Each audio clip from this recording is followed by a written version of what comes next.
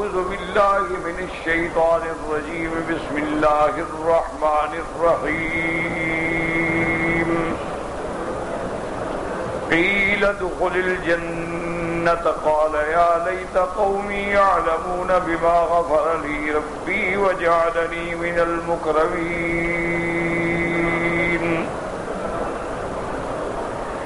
وما أنزلنا على قومه من بعده من جند من السماء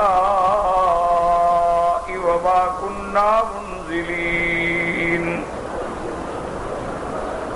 إن كانت إلا صيحة واحدة فإذا هم خامدون. قال المؤلف والمفسر رحمه الله تعالى أدام النفع بعلومه وعلومكم في الدارين آمين إلى أن قال وقوله تبارك وتعالى وما أنزلنا على قومه من بعده من جند من السماء وما كنا منزلين. يخبر تعالى أنه انتقم من قومه بعد قتلهم إياه غضبا منه تبارك وتعالى عليهم لأنهم كذبوا رسله وقتلوا وليه. ويذكر عز وجل أنه ما أنزل عليهم وما احتاج في إهلاكه إياهم إلى إنزال جند من الملائكة عليهم بل الأمر كان أيسر من ذلك. اب اللہ تبارک و تعالی ارشاد فرماتی ہیں وما انزلنا على قومه من بعده من جند من السماء وما كنا منزلين. اللہ خبر دیتی ہیں کہ اللہ نے جب انتقام لیا اس قوم سے جنہوں نے انبیاء کو قتل کیا اور اللہ کے اس ولی کو بھی قتل کر ڈالا. وہ اللہ کے رسول تھے اور وہ اللہ کا ولی تھا اور رسولوں کی اعانت کے لیے آیا اور سب اللہ کے راستے میں شہید ہو گئے. تو اب اللہ نے پھر اپنے رسولوں کا اور اپنے اولیاء کا اس ظالم قوم سے بدلہ لیا.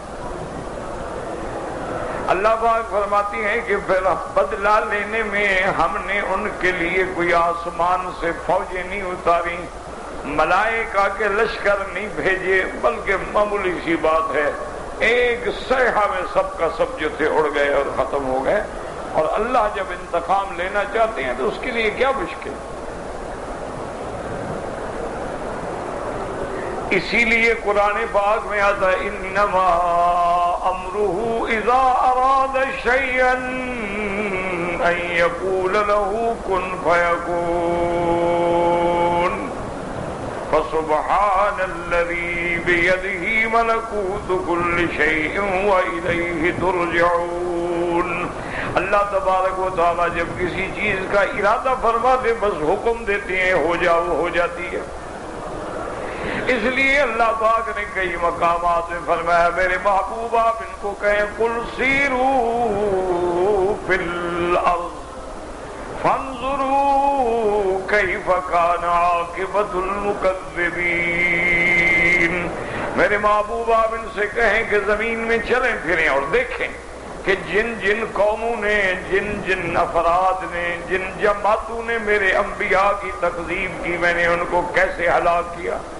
الم یروا کم اہلکنا قبلہم من القرون. کیا یہ نہیں دیکھتے کہ ان سے پہلے ہم نے کتنی قومیں کتنی نسلوں کی نسلیں جو تھی ہم نے ختم کر دی ہیں. اور یاد رکھو کہ جب اللہ انتقام لینے پہ آتے ہیں تو اسے کیا ضرورت ہے کہ لشکر بھیجیں. اس لیے علماء نے فرمایا ہے کہ یہ اس کی کمال قدرت ہے کہ ایک ہی چیز کو سبب حیات بنا دیں اور اسی چیز کو سبب ہلاک بنا دیں. کیا معنی سمجھیں کہ مثلا کوئی جاندار بغیر پانی کے زندہ نہیں رہ سکتا. چونکہ قاعدہ ہے وَجَعَلْنَا مِنَ الْمَاءِ كُلَّ شَيْءٍ حَيٍّ، ہر چیز کی حیات جو ہے اس کا تعلق پانی سے، پانی نہیں بس ختم۔ یہی وجہ ہے کہ جو بڑے بڑے اللہ کے قرات پیدا کرتا ہے، جیسے قمر ہے، شمس ہے، مریخ ہے، مشتری ہے، زحل ہے، دب اکبر ہے، یہ بڑے بڑے سیارات ہیں، زمین سے بہت بڑے، لیکن وہاں پانی نہیں، تو مخلوق کیسے آباد ہو؟ تو پانی جو ہے وہ سبب حیات ہے۔ اسی طرح دیکھیں کہ ہوا جو ہے یہ سبب حیات ہے، ہوا نہیں زندگی نہیں۔ آدمی کا یہ نفس ہے، جا رہا ہے آ رہا ہے، اگر خدا نہ خواستہ ہوا بند ہو جائے، آپ دیکھتے ہیں نا کہ جب جہاز اونچے جاتے ہیں، جتنا اونچا ہوتا جاتا ہے اتنا آکسیجن کی کمی ہوگی۔ اسی لیے جو لوگ دل کے مریض ہوتے ہیں، اللہ نہ کرے یا دمے کے مریض ہوتے ہیں، ان کے لیے پھر ہوائی جہازوں میں اسپیشل آکسیجن رکھنا پڑتا ہے کہ خدا نہ خواستہ دورہ پڑ جائے۔ تو ہوا پانی کے بغیر زندگی کا تصور ہی نہیں۔ لیکن اللہ تبارک و تعالی نے ان دو چیزوں کو سبب حیات بنایا ہے، لیکن اللہ جب انتقام لینے پہ آئے تو قوم فرعون کو کس میں غرق کیا؟ پانی۔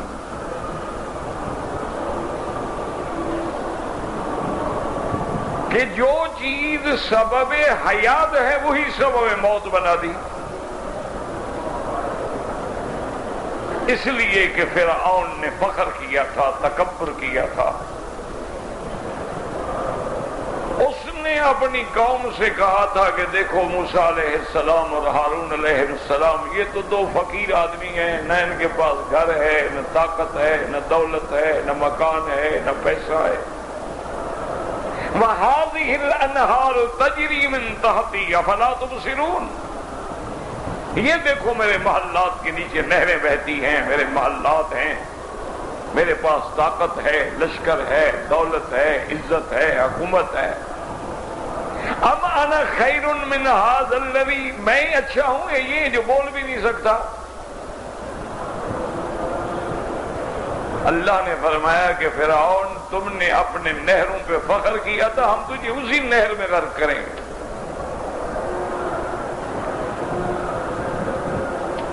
اسی دریائے نیل میں تمہیں غرق کریں گے جس کا تمہیں فخر تھا۔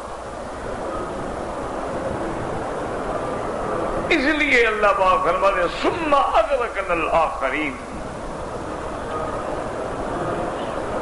اسی طرح قوم نوح علیہ السلام نے جب اللہ کے نبی کے ساتھ تمسخر کیا، استہزاء کیا کہ دیکھو نوح علیہ السلام کا دماغ چل گیا ہے، کشتی بنا رہا ہے جنگل میں۔ کشتیاں دریاؤں میں بنتی ہیں یا صحراؤں میں بنتی ہیں؟ یہاں پانی کوئی نہیں، نوح علیہ السلام کشتی بنا رہا ہے۔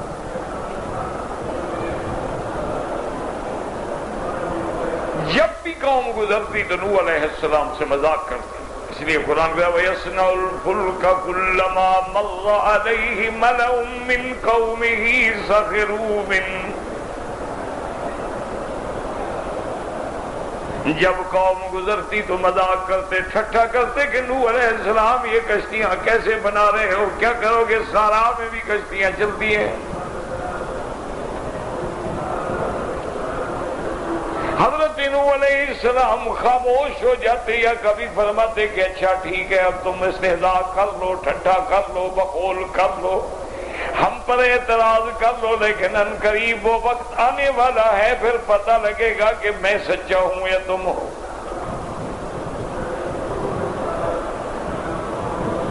اللہ تبارک و تعالی نے فرما دیا حتی اذا فارت النور قل نحمل فیہا من کل زوجین اثنین۔ اب دیکھیں کہ وہ صحرا ہے، بنجر ہے، کوئی پانی نہیں ہے، لیکن اللہ نے آسمان اور زمینوں کو حکم دیا کہ پانی برساؤ۔ آسمانوں سے بھی دروازے کھل گئے اور زمینوں سے بھی چشمے ابل پڑے، اتنا پانی آیا، اتنا پانی آیا، ساری قوم غرق ہو۔ تو پانی سبب حیات تھا، پانی کے ساتھ بقائے حیات ہے، لیکن اسی کے ساتھ اللہ نے سزا دی کہ قوم نوح کو غرق کر دیا، قوم فرعون کو غرق کر دیا۔ پھر پانی کو حکم دیا، جو زمین کو حکم دیا اپنا پانی پی جاؤ، آسمان پانی بند کر دو، بس۔ اسی طرح قوم عاد جو ہے اپنے زمانے کی سب سے بڑی طاقتور قوم تھی، لم یخلق مثلھا فی البلاد، ان جیسے لوگ پیدا نہیں کیے گئے، بڑے لمبے قد طاقتور لوگ کہ جو عام 60 آدمی ایک پتھر نہ اٹھا سکے، ان کا ایک آدمی اٹھا کے سر پہ رکھ لے،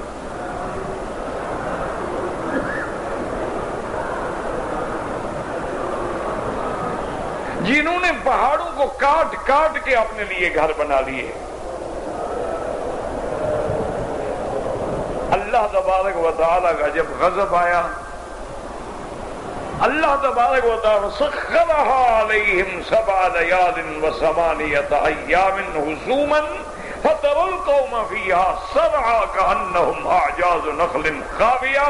اللہ نے فرمایا ہم نے حکم دیا ہوا کو، اور وہ دبور جو ہوا ہے جب وہ چلی ہے، ان لوگوں نے آپس میں ایک دوسرے کو رسوں میں باندھ لیا اور اپنے آپ کو پہاڑوں سے باندھ لیا، بڑے بڑے پتھروں سے باندھ لیا کہ ہوا تیز ہے، لیکن وہ ہوا ایسی تیز تھی کہ نیچے سے اٹھا کے لے جاتی، اوپر اوپر سے ایسے گراتی کہ من کا ٹوٹ جاتا، ایسے پڑے تھے جیسے کھجوروں کے ٹنڈ پڑے۔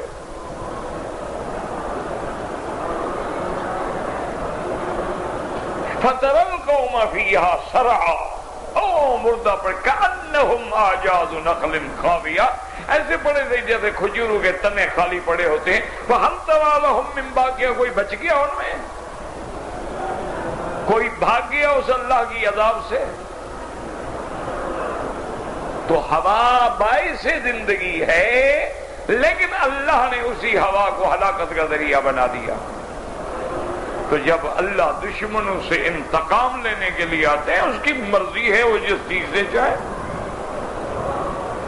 اللہ دشمنوں سے انتقام لینے کے لیے آتے ہیں، اس کے اپنے بدن میں ایک بیماری پیدا کر دیتی ہیں، تڑپ تڑپ کے مر جاتا ہے۔ اللہ اگر اپنے دشمنوں سے انتقام لینے کے لیے آتے ہیں، یہ دیکھیں بعوض کیا ہوتا ہے، ایک چھوٹا سا مچھر،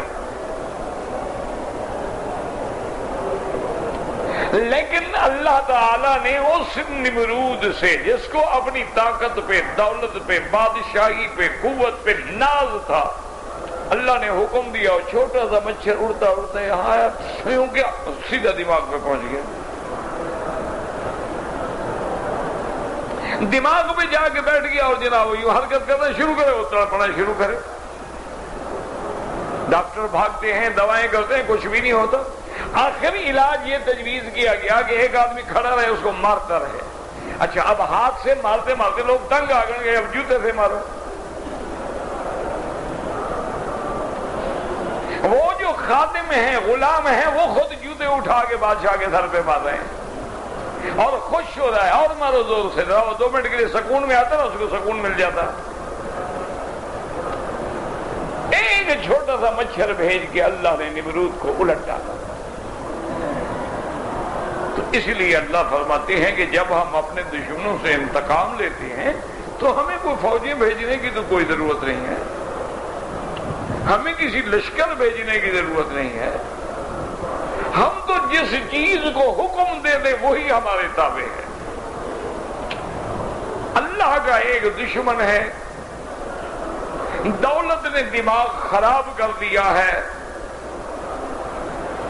کثرت مال نے اس کو ایسا مغرور کر دیا ہے، قوم ہدایت کر رہی ہے، سمجھا رہی ہے، کہتے چھوڑو بھائی، کیا تم لوگ پاگل بنے ہوئے ہو، یہ مال دولت مجھے اللہ نے تھوڑا دیا، اللہ نے اوپر سے پھینکا ہے، میں نے کمایا ہے، میرا عقل ہے، میرا دماغ ہے، میں نے محنت کی ہے، اللہ پاک نے رات کو میرے گھر میں پھینک دیا ہے، میں صبح اٹھا تو پیسے رکھے ہوئے تھے، انما اوتیتہ علی علم عندی، میرے پاس دولت کمانے کا علم ہے، تمہارے پاس نہیں ہے، تم بھوکے مر گئے، میں چالاک آدمی تھا، میں نے کما لیا۔ لوگوں نے کہا شرم کرو، قارون اللہ سے ڈرو، اللہ کی پکڑ سے ڈرو۔ اس نے کہا بھائی ہر بات میں تم اللہ کو لے آتے ہو، اللہ نے مجھے کیا دیا ہے؟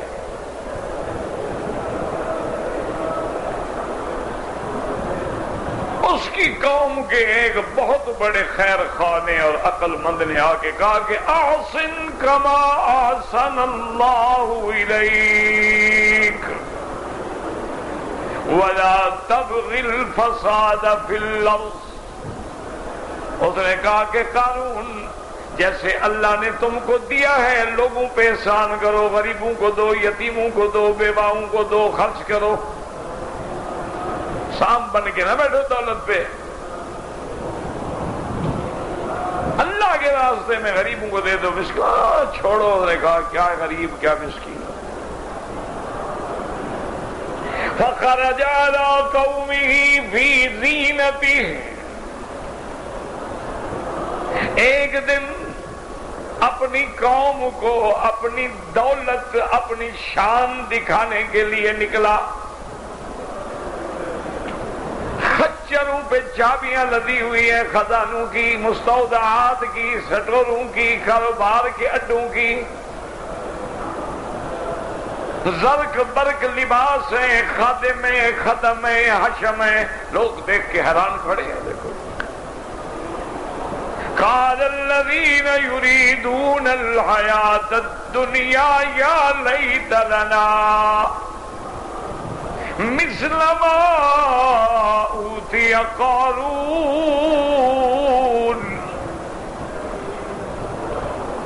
اب جو دنیا کے متمنی تھے وہ دیکھ کے کہنے لگے کاش ہمیں بھی ایسے ملتا، ہمارے بھی محل ہوتے، گاڑیاں ہوتی، ایسے دولت ہوتی۔ یہ تو بڑا نصیب والا آدمی ہے۔ اب وہ اکڑ کے بڑے تکبر سے چل رہا ہے اپنی قوم کو نظارہ دکھانے کے لیے۔ اب اللہ کا جلال اور اللہ کے غضب کی گھڑی آ گئی۔ اللہ نے کیا کیا؟ فوجیں نہیں بھیجی۔ فخسفنا به وبداره الارض،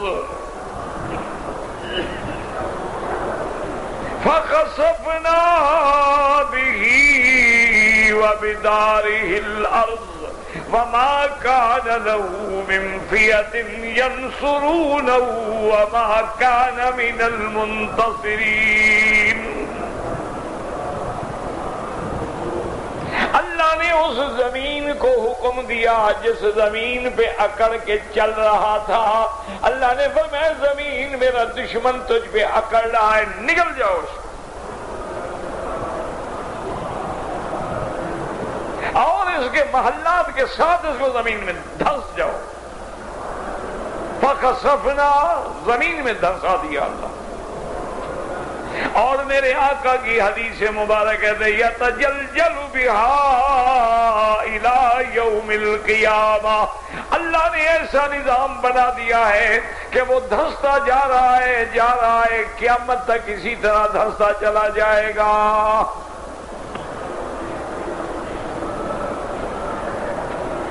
اب اللہ فرماتے ہیں وما کان لہ من فئۃ ینصرونہ، کوئی جماعت، کوئی نوجوان، کوئی ساتھی، کوئی طاقت والے، کوئی جو آگے مدد کرنے بھی کھینچ رہے ہیں۔ وما کان من المنتصرین، نہ تھا ان میں جس کی مدد کی جائے۔ وَأَصْبَحَ الَّذِينَ تَمَنَّوْا مَكَانَهُ بِالْأَمْسِ يَقُولُونَ وَيْكَأَنَّ اللَّهَ لَوْلَا أَمَّنَّ اللَّهُ عَلَيْنَا لَخَسَفَ بِنَا۔ اب جو کل کہہ رہے تھے نا یار ہمارے پاس بھی ایسی دولت ہوتی، آج کہنے کہ اللہ تیرا شکر ہے، تیری بڑی مہربانی، تو نے ہمیں نہیں دیا، دفعہ ہو، نہ تو ہم بھی تو اسی طرح ہلاک ہو جاتے نا جیسے اس کا حشر ہو رہا ہے۔ اگر حشر تو یہی ہوتا ہے، جتنا دولت زیادہ ہوگی اتنا مرنے کے وقت ہر جگہ سے نکلے گی نا. غریب کا کیا ہے بھائی؟ غریب کو کیا کس بات کا فکر ہے؟ مر گیا اس کا ختم. اب جس کی دولت ہے وہ میری گاڑی اور میری کار اور میری فیکٹری اور میرا دکان اور میری مارکیٹ اور میرا فلاں ایک ایک جگہ سے روح نکل رہی ہے نا، تڑپ رہا. ایک فقیر آدمی فٹ پاتھ میں سویا ہوا، اس کو پتا یار روز تو مرتے ہیں، جس دن وقت ہے اس دن بھی مر جائیں گے اور کیا ہو جائے گا. اب وہ رہے کہتے ہیں لولا من اللہ علینا لخسف بنا وَإِكَأَنَّهُ، کہتے ہیں اگر اللہ کا احسان نہ ہوتا تو ہم پر بھی یہ خسف کی عذاب آ جاتا. لا یفلح الکافرون، کافر کبھی کامیاب نہیں ہوتے، آخر برباد ہوتے. تو اس لیے قرآن کہتا ہے کہ جب انہوں نے میرے انبیاء کو قتل کر دیا، میرے اولیاء کو قتل کر دیا، تو اب پھر میرا جلال کا وقت بھی آیا اور ہم نے ان سے انتقام لیا. ہم نے کوئی لشکر وشکر نہیں بھیجا، صرف جبریل کو حکم دیا کہ ان کے علاقے میں جا کے ان کے شہر کا جو مین گیٹ ہے وہاں جبریل آ کے کھڑے ہوئے، دروازے کو پکڑا اور ایک ایسی آواز نکالی. اس آواز کی اتنی شدت تھی کہ سب کے دل پھٹ گئے، دماغ پھٹ گئے، وہی ختم ہو. ایک آواز. اس لیے اللہ فرماتا ہے یہ تو کہتے ہیں قیامت کیسے ہوگی. ان کانت الا صیحۃ واحدۃ فاذا هم جميع لدینا محضرون. اللہ فرماتے کیا ہوگا، بس ایک ملک اسرافیل جو ہے وہ سور پھونکیں گے، ایک آواز ہوگی کہ یا ایتھا النظام البالیہ، اٹھو، بس اٹھ کے کھڑے ہوں گے سارے. اللہ فرماتے ہمارے لیے مشکل کیا ہے، جب ہم ان کو فنا کرنے پہ آئیں گے ایک سور پھونکیں گے سب ختم، اٹھانے میں آئیں گے ایک سور پھونکیں گے سب اٹھ کھڑے ہوں گے.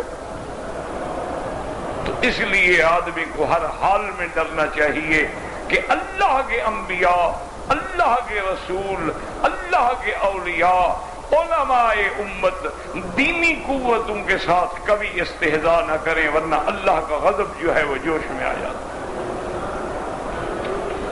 اس لیے اللہ نے فرمایا کہ ہم نے کوئی لشکر وشکر نہیں بھیجا ان کے لیے. ما انزل علیہم وما احتاج فی اہلاکہم، ہم ان کی ہلاکت کے لیے اللہ کو کوئی احتیاج نہیں. جند من الملائکۃ علیہم، کہ ہم ان کے لیے کوئی لشکر بھیجتے. بل الامر کان ایسر من ذلک. قال ابن مسعود قاله ابن مسعود فيما رواه ابن اسحاق عن بعض اصحابه انه قال في قوله تعالى وما انزلنا على قومه من بعده من جند من السماء وما كنا منزلين ما كان الله بالجموع، ہم نے ان کو نہیں توڑا لشکر بھیج کے. بل امر کان ایسر علینا من ذلک، اللہ کے آگے تو یہ بہت آسان سی بات تھی. ان کانت الا صیحۃ واحدۃ فاذا هم خامدون واہلک اللہ تعالی ذلک الملک واہلک اہل انطاکیہ. اللہ نے اس وقت جو بادشاہ تھا اور انطاکیہ کے لوگ تھے سب کو ہلاک کر دیا. فبادوا عن وجہ الارض لم يبق منهم باقیۃ، وہ پوری زمین سے ایسے مٹ گئے کہ ان کا نام و نشان بھی باقی نہ رہا، نسل بھی باقی نہ رہی، کوئی نام لینے والا بھی باقی نہ رہا. وما كنا منزلین، ای وما كنا ننزل الملائکۃ اذا ارسلناهم مرسلین وعذابا یدمرهم. اللہ فرماتے ہیں کہ جب ہم ہلاک کرنا چاہتے ہیں تو ہم فرشتوں کے لشکر نہیں بھیجتے، بلکہ اللہ تبارک و تعالی جیسے ہم چاہتے ہیں ان کو بغیر اس کے ہلاک کر دیتے ہیں. وقیل المعنى فی قوله وما انزلنا على قومه من بعده من جند من السماء. یہ دوسرا قول ہے. بعض مفسرین فرماتے ہیں اس کا معنی یہ ہے کہ انہوں نے جب رسولوں کو ہلاک کر دیا تو پھر اللہ نے دوبارہ کوئی اور رسول نہیں بھیجا. قالہ مجاہد وقتال وقال فلا واللہ ما آذب اللہ قوم بعد قتلہ ان کانت الا صیحة واحدة فاذا هم خامدون. صرف ایک چیخ تھی. غالب جی ثم جندن. مفسر ابن جریر فرماتے ہیں کہ پہلا قول بہتر ہے کیونکہ رسالت جو ہے وہ جند کے معنی میں نہیں آتی. جند معنی جماعت، جند معنی لشکر. قال المفسرون بعث اللہ تعالی علیہم جبریل علیہ السلام فأخذ بإزادتي باب بلدهم ثم صاح بهم صيحة واحدة فإذا هم خابدون عن آخرهم لم تبق بهم روح تتردد في جسد. مفسرین کرام نے لکھا اللہ نے جبریل علیہ السلام کو حکم دیا فأخذ بإزادتي باب بلدهم، ان کے شہر کا جو بڑا دروازہ تھا اس کے دونوں چوکاٹ پکڑ کے حضرت جبریل کھڑے ہوئے اور چیخ ماری. چیخ مارنے کی دیر تھی ایسے ختم ہو گئے جیسے بجھ جاتا ہے، آگ بجھ جاتی ہے، کوئی نہ بچا جس کے اندر روح باقی رہ گیا ہو. وقد تقدم عن كثير من السلف ان هذه القرية انطاكية وان هؤلاء الثلاثة كانوا رسلا من عند المسيح عيسى ابن مريم عليه السلام كما نص عليه قتادة وغيره وهو الذي لم يذكر واحد من تخرير مفسر غيره بذلك رد من وجوه. بعض علماء فرماتے ہیں کہ یہ انطاکیہ کا شہر تھا اور یہ جو تین ان کے پاس رسول بھیجے گئے تھے یہ پیغمبر نہیں تھے، نبی نہیں تھے، بلکہ حضرت عیسیٰ علیہ السلام کے حواریین تھے، حضرت عیسیٰ کے بھیجے ہوئے قاصد تھے. انہوں نے آ کے ان کو دعوت توحید دی تھی. یعنی ایک قول یہ بھی ہے. لکھا ہے کتابوں میں تاریخ میں اللہ عالم انڈیا میں دہلی کے علاقے میں کوئی جگہ تھی،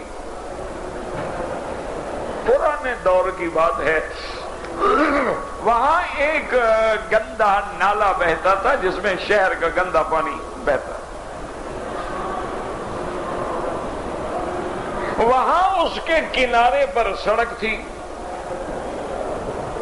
اور اسی کے کنارے پہ ایک مجذوب قسم کا فقیر بندہ جو ہے بیٹھا رہتا تھا. رات دن سردی ہے گرمی ہے بس وہیں پڑا ہے. مجذوب ایسے ہوتے ہیں بیچارے. اور اس کو جب موڈ آتا تھا نا تو اس کے ہاتھ میں ایک چھڑی ہوتی تھی، وہ اس پانی کو مارتا رہتا تھا، ہنستا رہتا تھا اور کھیلتا رہتا.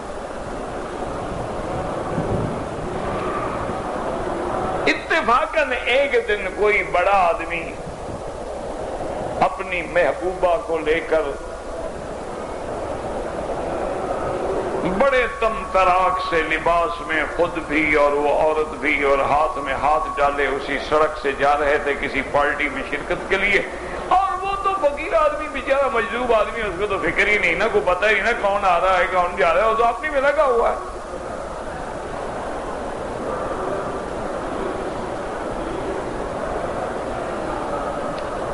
تو وہ جب دیکھا اس نے تو اس کو تو خیال ہی نہیں آیا نا. وہ قریب آئے تو اسی وقت اس نے پانی پہ وہ بیت مارا، پانی پہ بیت مارا، گندا پانی جو وہاں سے اچھلا وہ سارا ان کے سوٹ پہ آ گیا. عورت کا سوٹ بھی خراب ہو گیا، مرد کا سوٹ بھی خراب ہو گیا.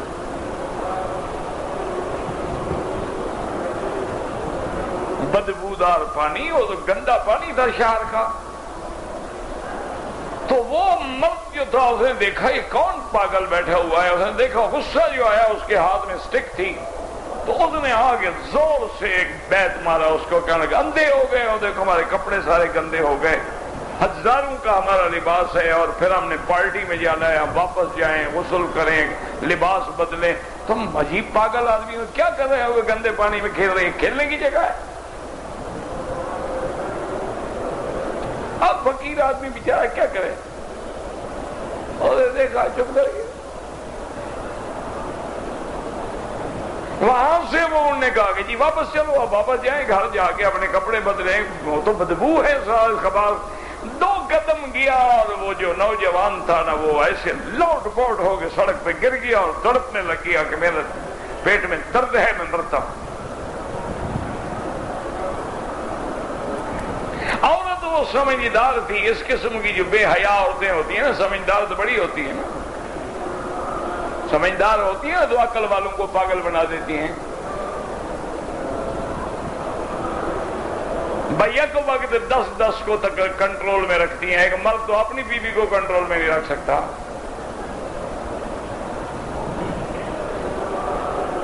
وہ سمجھ گئی، اس نے کہا یہ مجذوب نہیں ہے، وہ اللہ والا فقیر ہے، اس کی بد دعا لگ گئی۔ اچھا خاصا ٹھیک آدمی ہے، تڑپ رہا ہے، کیا ہو گیا اس کو؟ وہ سیدھی دوڑی اور اس کے پاؤں پہ جا کے گر گئی اور اس نے کہا بس حضرت معاف کر دیں۔ اس نے کہا بی میں نے کیا کیا؟ اس نے کہا اس کو کچھ بھی نہیں تھا، دیکھیں وہ سامنے تڑپ رہا ہے بیچارہ، میں اگر ڈاکٹروں کے بعد بھی دیکھا میں نے کچھ نہیں کیا۔ خیر جب وہ رونے لگی تو نے کہا دیکھو بیٹی بات سنو، میں تو اپنی مستی میں تھا، مجھے تو پتہ ہی نہیں ہے حقیقتاً، میں نے اس لیے نہیں مارا کہ تمہارے کپڑے خراب ہوں، میں تو ایسے مارتا رہتا ہوں اور اسی طرح یہاں میری زندگی گزر گئی ہے۔ میں نے جب وہ بیت مارا، گندا پانی اڑا، تیرے اوپر آیا، تیرے یار پہ آیا، تو اس کی وجہ سے تیرے یار کو غصہ آ گیا، تیرے یار نے ہمیں بیت مارا تو میرے یار کو بھی غصہ آ گیا، ہم نے بھگت لیا ہے، جاؤ تم بھی بھگتو۔ ان کا یہ تو یاری کی بات ہے نا، اب ہمارے یار کو بھی تو غصہ آ گیا ہے۔ تو اس لیے جب آدمی کسی اللہ والے کو ستاتا ہے تو کبھی کبھی پھر اللہ کا بھی جلال آ جاتا ہے۔ اسی لیے حکم ہے کہ خبردار اللہ کے اولیاء سے کبھی دشمنی نہ رکھنا۔ اس لیے صحیح حدیث میں آتا ہے، میرے نبی نے فرمایا من آذى لي وليا فقد آذنته بالحرب، جو میرے دوستوں کو دکھاتا ہو تیار ہو جائے میرے جنگ کے لیے۔ اگر آپ کسی کو آرام نہیں پہنچا سکتے، دکھ تو نہ پہنچائے نا۔ آپ کسی اللہ والے کی تعریف نہیں کر سکتے، گلہ ضروری کرنا ہے۔ آپ کسی کے حق میں کلمات خیر نہیں کہہ سکتے ہو تو کلمات شر ضرور کہنے ہیں۔ آپ اگر کسی کی منفعت کا فیصلہ نہیں کر سکتے ہو تو مضرت کا فیصلہ کیوں کرتے؟ اس لیے اللہ کا جلال آیا، اللہ نے حکم دیا جبریل علیہ السلام کو کہ جا کے بس پوری کی پوری بستی کو ختم کر دو، اور انہوں نے بھی کیا کیا، کوئی فوجیاں لے کے تو نہیں آئے، بس کھڑے ہوئے، چیخ ماری، سب ختم۔ فَإِذَا هُمْ خَامِدُونَ، خامدون کا معنی بجھنا، یعنی بجھ جانا، جیسے آگ جل رہی ہے، پانی ڈالو بجھ گئی۔ اسی طرح ہر بندے کے اندر ایک حیات غریزی ہے، تو اگر وہ گرمی ختم ہو جائے بندہ مر گیا۔ اسی لیے دیکھتے ہیں نا آدمی کہتے جی پاؤں ٹھنڈے ہو گئے، بستی جا رہا ہے بندہ، دیکھو جی ٹھنڈے پسینے آ رہے ہیں، اور دیکھو جی وہ ہاتھ بھی ٹھنڈے ہو گئے، وہ ختم۔ تو اس لیے اللہ تبارک و تعالی نے حکم دیا اور ایک فرشتے نے چیخ ماری اور سب کے سب ختم ہو۔ اللہ فرمایا جب ہم انتقام لینے کے لیے آتے ہیں ہمیں فوجیں نہیں بھیجنی پڑتی ہیں۔ ان ظاہر القصۃ يدل على ان هؤلاء كانوا رسل الله عز وجل لا من جهة المسیح علیہ السلام۔ مفسر فرماتا ہے لیکن راجح قول یہی ہے کہ وہ اللہ کے پیغمبر تھے، حضرت عیسیٰ کے بھیجے ہوئے رسول نہیں تھے۔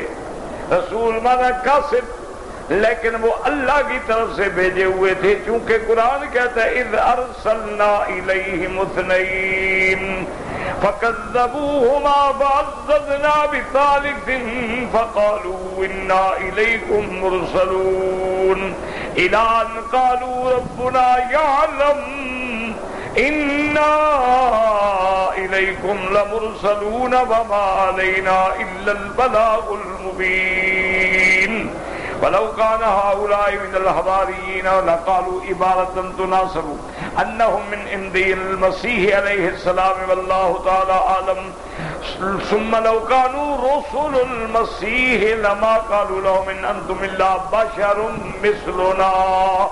اور اگر ان کو حضرت عیسیٰ نے اپنا رسول بنا کے بھیجا تو یہ کلام نہ ہوتا، اور ان لوگوں نے یہ بھی کہا تھا کہ تم تو ہماری طرح انسان ہو. تو اگر حضرت مسیح کے بھیجے ہوئے ہوتے تو وہ تو ویسے بھی انسان ہوتے، ان پر تو یہ اعتراض ہو ہی نہیں سکتا تھا.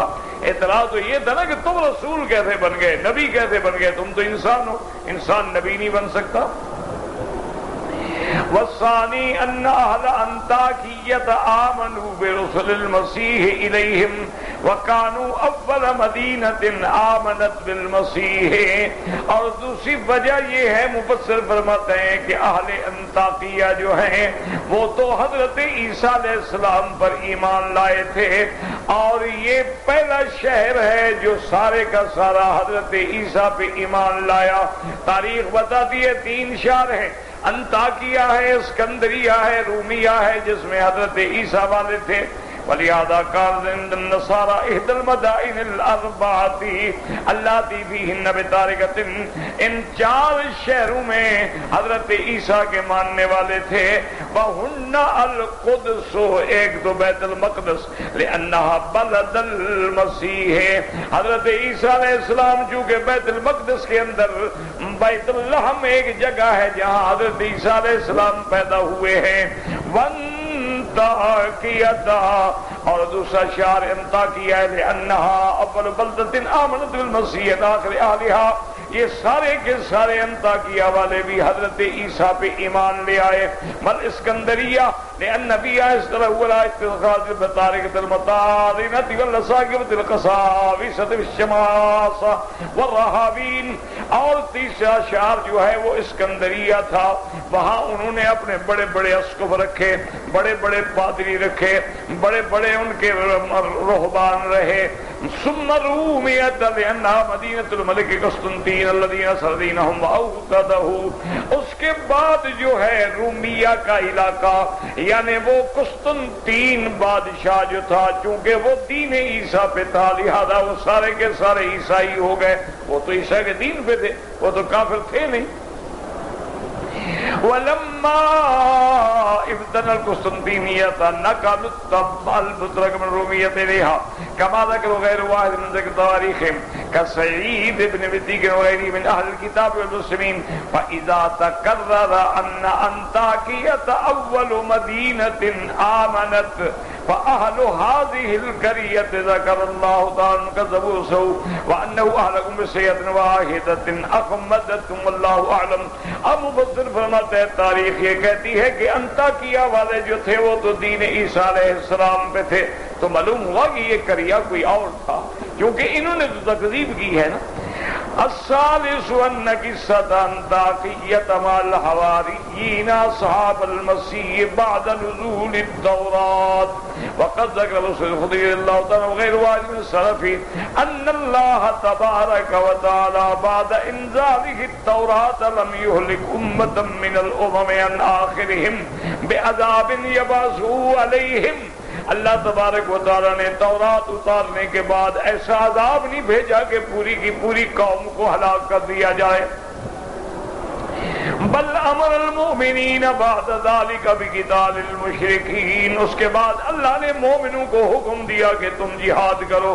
ذکروه عند قوله ولقد آتینا موسى الكتاب من بعد ما اهلكنا القرون الاولى. فعلى هذا يتعين ان هذه القرية المذكورة في القرآن قرية اخرى غير انطاکیہ. اب مفسر فرماتا ہے یہ فیصلہ ہو گیا کہ جس بستی کا ذکر ہے وَضْرِبْ لَهُمْ مَثَلًا أَصْحَابَ الْقَرْيَةِ، اس سے مراد انطاکیہ نہیں ہے بلکہ کوئی اور جگہ ہے. بعض علماء کہتے ہیں انطاکیہ مشہور شہر ہے، وہ بستی ہے ہی نہیں. بعض علماء نے اس کو جمع کیا ہے، وہ کہتے ہیں انطاکیہ شہر الگ ہے، اس بستی کا نام بھی انطاکیہ تھا. تاکہ دونوں قول جو ہیں وہ جمع ہو جائیں. اب فرماتے ہیں کما ترک ذلك غیر واحد من السلف اذن او تقول انطاکیۃ ان کان لفظها محفوظا في هذه القصه مدینۃ اخرى غیر هذه المشهورۃ المعروفۃ فان هذه لم يعرف انها اهلكتنا في الملة النصرانية ولا قبل ذلك والله سبحانه وتعالى اعلم. بہرحال یعنی انطاکیہ نہیں تھا، وہ اور جگہ تھی. فأما الحديث والذي رواه الحافظ أبو القاسم الطبراني حدثنا الحسين بن إسحاق التستري قال حدثنا حسين السري الأسقلاني قال حدثنا حسين الأشكر قال حدثنا ابن عيينة عن ابي نجيح مجاهد رضي الله عنهما عن النبي صلى الله عليه وسلم قال السبق ثلاثة والسابق الى موسى عليه يوشع بن نون والسابق الى عيسى عليه السلام صاحب ياسين والسابق الى محمد علي بن ابي طالب رضی اللہ تعالی عنہ. اس روایت میں آتا ہے حضرت ابن عباس کی طرف نسبت ہے کہ سبقت کرنے والے دین میں، ایمان میں، قربانی میں تین ہیں. حضرت موسیٰ کی طرف یوشع ابن نون آئے، عیسیٰ علیہ السلام کی طرف صاحب یاسین آئے، اور میرے مدنی محمد مصطفیٰ کی طرف حضرت علی ابن ابی طالب آئے. بالکل جھوٹی روایت ہے، گھڑنتو. حضور پہ سب سے پہلے ایمان لانے والوں میں ابو بکر صدیق رضی اللہ تعالیٰ عنہ ہے، نہ کہ حضرت علی تو بچے ہیں. حضرت علی رضی اللہ تعالیٰ عنہ تو خود حضور کی زیر تربیت تھے. اس لیے مفسر فرماتا ہے انہ حدیث منکر، بالکل غلط حدیث ہے. لا یعرف الا من طریق حسین الاشکر. اس کی روایت کرنے والا راوی جو ہے وہ حسین الاشکر ہے، اور پکا شیعہ تھا، سڑول قسم کا شیعہ تھا، شیعی غالی متروک. اس کی روایت بھی قابل قبول نہیں. واللہ سبحانہ وتعالی عالم بالصواب. واللہ اعلم.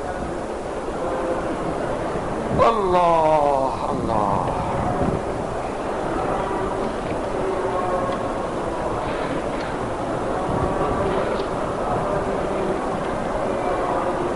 ایک آدمی نے اپنی بیوی کو غصے کی حالت میں ایک ہی نشست میں 3 طلاقیں اکٹھی دی ہیں.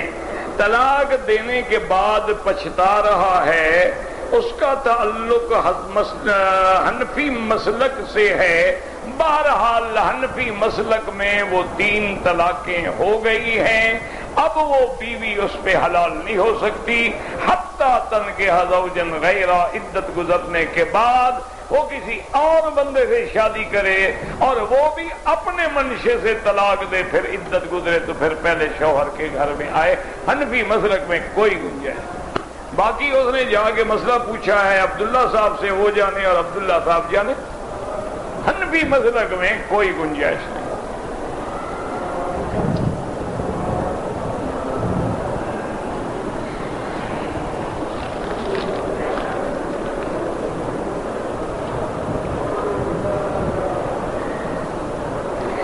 جی کہ ہم اس ٹاور میں کام کرتے ہیں، اس کے 55 منزل پر جماعت کی آواز آتی ہے، اذان بھی آتی ہے. اب ہم اس جماعت کے ساتھ نماز پڑھیں. بھی اذان تو میرا بھائی ریڈیو رکھ لو، تمہارے ملک میں بھی آتی ہے. ٹی وی لگا لو تو پورے حرم کی تراویح اور تو نماز اور سب کچھ تمہارے سامنے ہوتا ہے. وہاں تو اس کے پیچھے ہم نمازیں پڑھتے رہیں گے. کوئی عقل کرو. اگر صفیں اس بلڈنگ تک چلی جاتی ہیں اور اوپر والوں کو صفیں نظر آ رہی ہیں تو نماز ہو جائے گی. کیونکہ ایک قول ہے امام مالک رحمت اللہ علیہ کا کہ وَلَوْ عَلَى جَبَلِ أَبِي قُبَيْسٍ.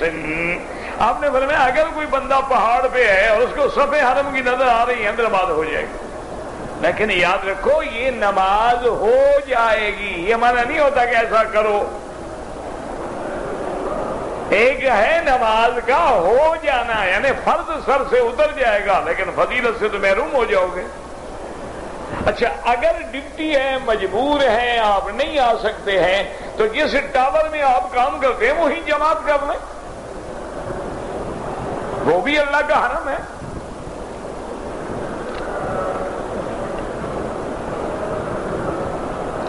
اللہ کے ایک بندے نے انڈیا سے آپ کو سلام کہا ہے، وعلیکم السلام، بڑی مہربانی، انہوں نے یاد کیا۔ نماز کی حالت میں اگر ہم نماز پڑھ رہے تھے، سجدہ تلاوت آ گیا ہے تو اللہ اکبر کہہ کے سجدے میں جائیں گے۔ ہاں اگر نماز میں اللہ اکبر کہہ کے جائیں گے۔ اگر سجدہ سہو ہے تب بھی اللہ اکبر۔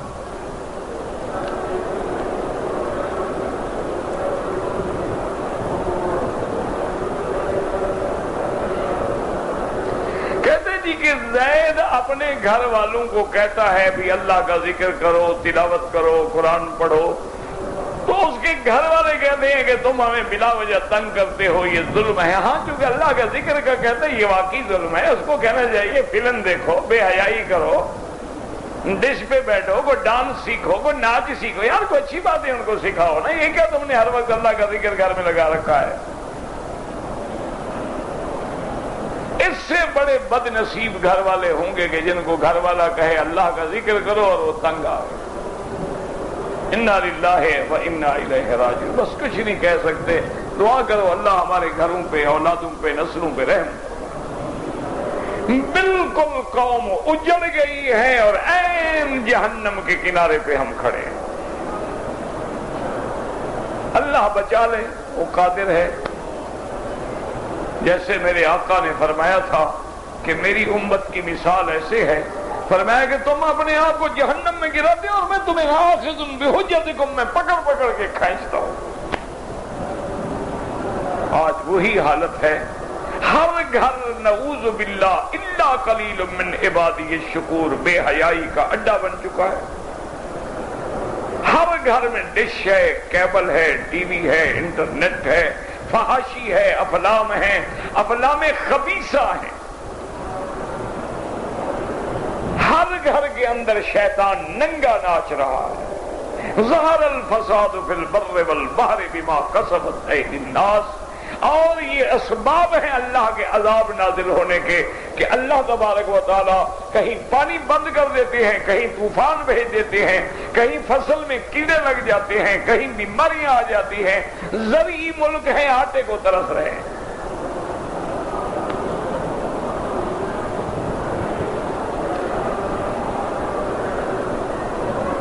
خودکشی کرنے والے نے بہت بڑا جرم کیا ہے، گناہگار ہے لیکن کافر نہیں۔ اللہ قادر ہے، معاف فرما دے۔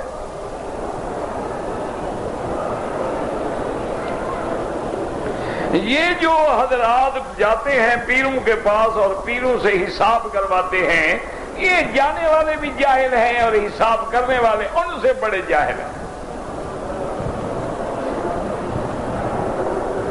یہ بالکل جھوٹ ہے، فراڈ ہے، قرآن و سنت کے خلاف، کوئی حساب نہیں ہوتا۔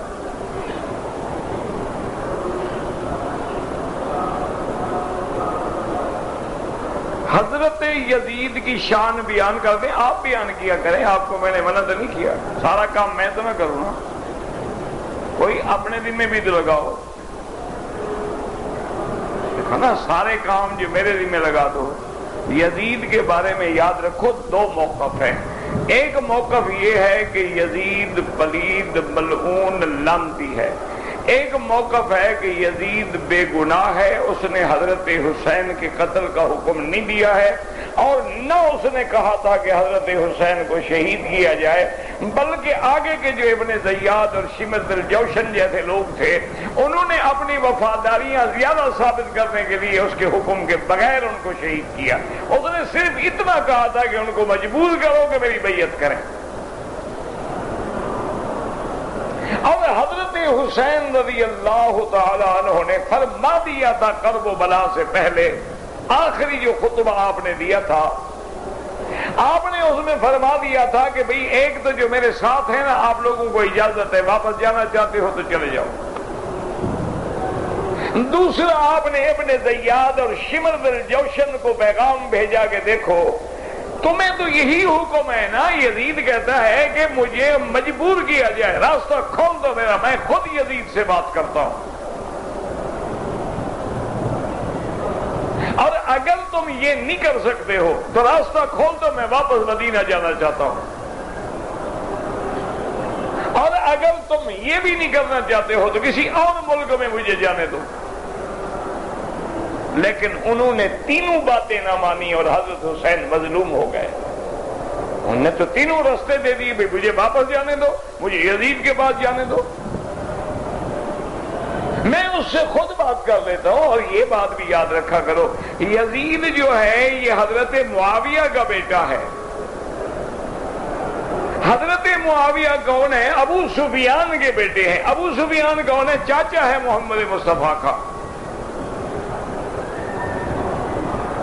بات کو سمجھا کریں۔ حضرت علی کس کے بیٹے ہیں؟ ابی طالب کے بیٹے ہیں۔ ابی طالب کس کا بیٹا ہے؟ عبد المطلب کا بیٹا ہے۔ یہ تو رشتہ دار ہیں قریبی، تم ہم کیا لگتے ہیں ان کے؟ لیکن بہرحال حضرت حسین حق پر تھے، حضرت حسین مظلوم تھے، حضرت حسین نے حق کے لیے شہادت دی، اسی لیے کہ جفا کی تیغ سے گردن وفا شیاروں کی کٹی ہے برسر میدان، جھکی تو نہیں، باطل کے آگے جھکے نہیں یار۔ اب یاد رکھو کہ دو موقف ہو گئے، ایک کہتے ہیں کہ بالکل وہ ایسا ہے، ایک کہتے ہیں کہ اس کا قصور ہی کوئی نہیں ہے۔ دو حضرت عبداللہ ابن المبارک جو امیر المومنین فی الحدیث ہیں، اور حضرت امام بخاری کے بھی استاد ہیں، ان سے کسی نے پوچھا کہ حضرت یزید کے بارے میں آپ کیا کہتے ہیں؟ انہوں نے کہا یار اللہ نے اس وقت سے ہمیں محفوظ رکھا ہے کہ اس وقت ہم نہیں تھے، اللہ نے ہمیں بچا لیا، تو کیوں کہتے ہو کہ ہم بات کر کے پھنس جائیں؟ معاملہ اللہ پہ چھوڑ دو، اللہ جانے وہ جانے۔ اسی لیے ہمارے فقہا نے اصول فقہ کی کتابوں میں لکھا ہے کہ لا یجوز اللعن علی الفاسق کیزیدا، کسی پہ لعنت نہ کرو۔ اسی طرح فقہا اور علماء نے لکھا التوقف فی مساعد یزید، یزید کے بارے میں خاموش رہو، اللہ نے تم سے تو پوچھنا نہیں، تم کیوں خامخواہ باز میں پڑتے ہو؟ اچھا یزید نے بھی اگر ظلم کیا ہو، حضرت حسین سخی ہیں، انہوں نے معاف کر دیا ہو، پھر ہم کیا کریں گے؟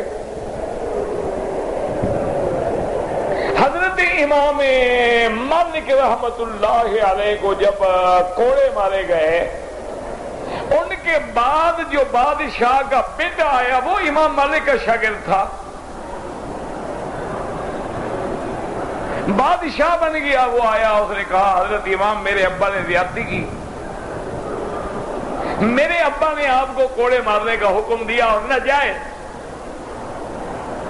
اب اس کا دو حل ہے، میں کھڑا ہو جاتا ہوں، اتنے کوڑے مجھے مار لے، میرے ابا کو معاف کر دے، وہ جہنم میں نہ جائے۔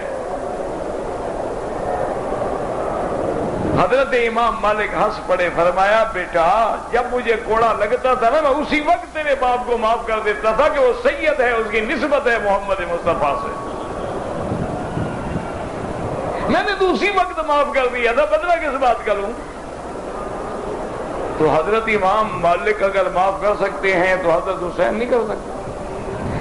اور چوتھی بات یہ ہے کہ قبر میں جب تم سے پوچھا جائے گا من ربو کا، ما دینو کا، ما تقولو فی حق ھذا الرجل، یہ چوتھا سوال بھی ہوگا یزید کے بارے میں کیا کہتے ہو؟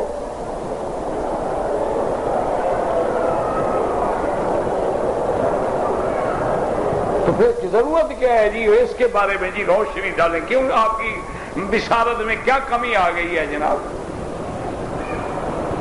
باقی یاد رکھیں کہ میرے والد صاحب رحمت اللہ علیہ ایک دفعہ بیٹھے تھے، تو میں نے بھی ایسے جیسے آپ کو خیال آیا نا مجھے بھی آ گیا،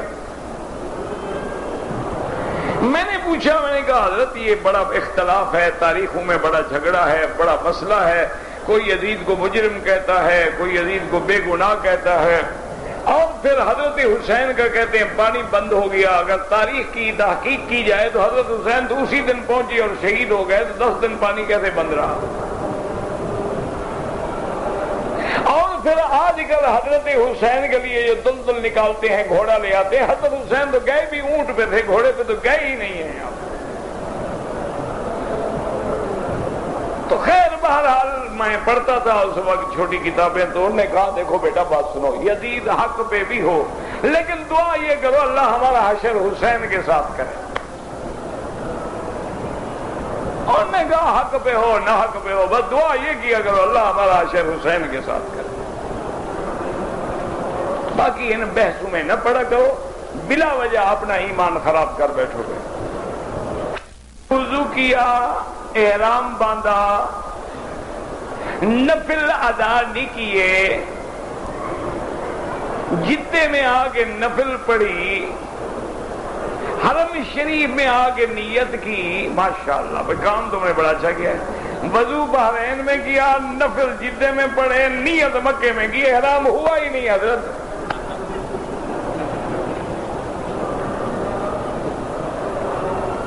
دوبارہ عمرہ بھی کرو، ایک بکری دم بھی ادا کرو، آئندہ غلطی نہیں ہوگی انشاءاللہ۔ نفل پڑھتے نہ پڑھتے تم لبیک اور احرام تو بحرین میں باندھ لیتے نا، نہ پڑھو وہ تو نفل ہے، نہ پڑھو، دو چادریں باندھ کے لبیک اللہم لبیک لبیک لا شریک لک لبیک پڑھ کے آ جاتے بس۔ لیکن یہ تو تم نے کمال کر دیا ہے نا، بحرین میں وضو کیا ہے، 2 رکعت نفل جدے میں پڑھی، نیت حرم شریف میں کی ہے۔ یہ دنیا کا بھی کوئی 7واں عجوبہ ہے ماشاءاللہ۔ بہرحال آپ کا عمرہ نہیں ہوا، دم پڑ گئی، دوبارہ عمرہ کرو۔ آدمی کے چوتھے چکر میں وضو ٹوٹ جائے طواف میں، چھوڑ دے، وضو کر کے جہاں چھوڑا ہے وہیں سے شروع کر دے۔ میں 1996 میں حج پہ آیا تھا، حجر اسود کے سامنے ایک پٹی ہوتی تھی، لوگوں کو بڑی سہولت تھی۔ میرا بھائی وہ سہولت نہیں تھی، پٹی کو دیکھتے دیکھتے قافلے رک جاتے تھے، وہ ڈھونڈ رہے ہوتے تھے پٹی، وہ یار دیکھنا ہو پٹی نہ گزر جائے، ہو یار دیکھنا پٹی نہ، وہ اسی میں ان کے گھنٹے لگ جاتے۔ اب انہوں نے کعبۃ اللہ کے غلاف پہ 3 نشان لگا دیے ہیں، دور سے نظر آتے ہیں بس۔ اب ضروری ہے تم پٹی نیچے نہ دیکھو، تھوڑا آنکھیں اوپر کر کے دیکھ لو، علامت لگی ہوئی ہے۔ باقی دیکھو ہر طرف کونے میں ایک لگایا ہے پھول، انہوں نے اس طرف 4 ہیں۔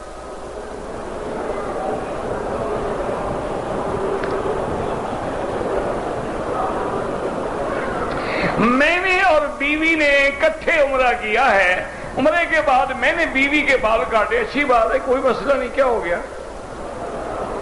کہتے جی عمرہ کرنے کے بعد جب ہم میاں بیوی حلال ہو جائیں تو مکے میں رہتے ہوئے خاوند اپنی بیوی سے مل سکتا ہے؟ نہ نہ بالکل نہیں، یہ مکے والے اوپر سے گرتے ہیں، نہیں جو مکے میں بچے پیدا ہو رہے ہیں اوپر سے گرتے ہیں۔ خدا کا خوف کرو بھائی، عجیب بات ہے، تیری بیوی ہے اللہ کے بندے، مکے میں بیوی نہیں ہے، مدینے میں نہیں ہے، واپس جاؤ گے پھر بیوی بنے گی۔ عجیب قوم ہے جی، ادب کر رہے ہیں نا حرم کا، ادب یہ ہے گناہ نہ کرو، حلال میں کیا ادب ہے؟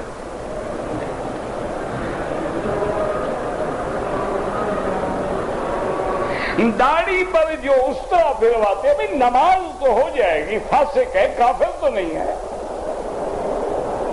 لیکن بار بار داڑھی منڈانے سے مرتکب کبیرہ ہے اور فاسق و فاجر ہے اور تارک سنت انبیاء ہے۔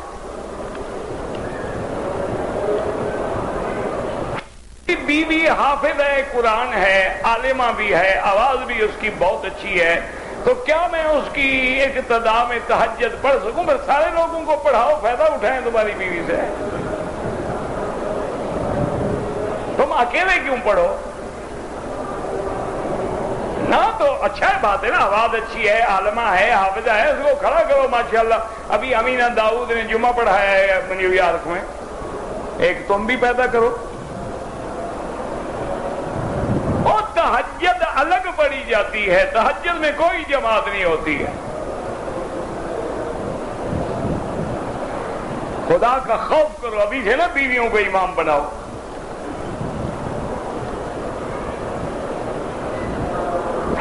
احرام نہیں باندھا، جدے باندھا ہے، دم پڑ گئی اور عمرہ میقات سے بھی محروم ہو گئے۔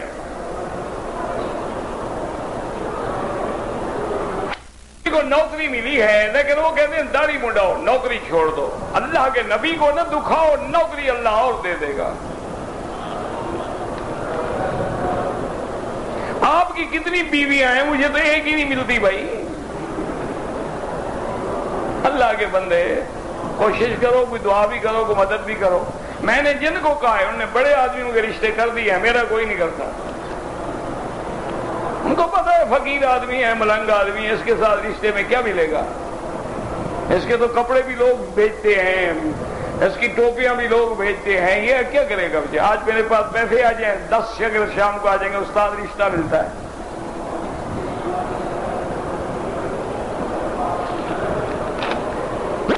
میرے نے صفا مروہ دوڑنے کے بعد 2 رکعت نفل شکرانہ ادا کرنے کے بعد بال نہیں کترائے، رہائش گاہ پہ چلا گیا، دوسرے کپڑے پہن لیے، پھر بال کترے۔ کتنی پہلے تو صفا مروہ کے بعد کوئی 2 رکعت نہیں ہے، یہ بدعت ہے۔ طواف کے بعد 2 رکعت واجب ہے، صفا مروہ کے بعد کوئی 2 رکعت شکرانہ نہیں ہوتی۔